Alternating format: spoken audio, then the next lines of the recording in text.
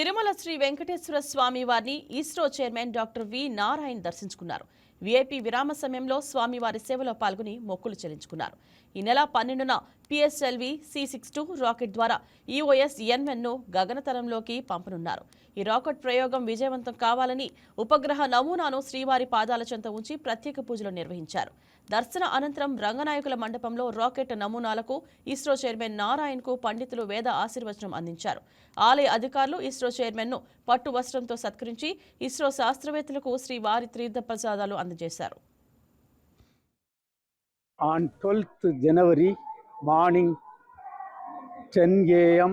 17 minutes, we are going to have the PSLV C62 launching EOS N1 satellite and 15 co-passenger satellites in the polar sun synchronous orbit.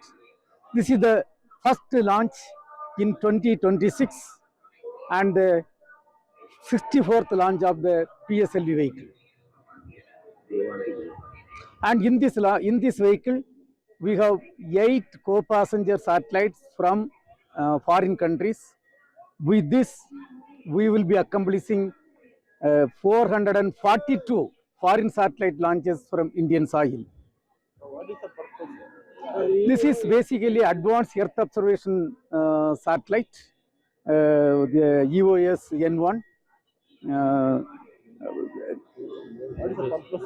The purpose is mainly advanced Earth observation purpose. இல்லை என்ன பயன்கள்னா நீங்கள் வந்து நம்ம இது வந்து there is a hyperspectral, basically it's a hyperspectral payload is there.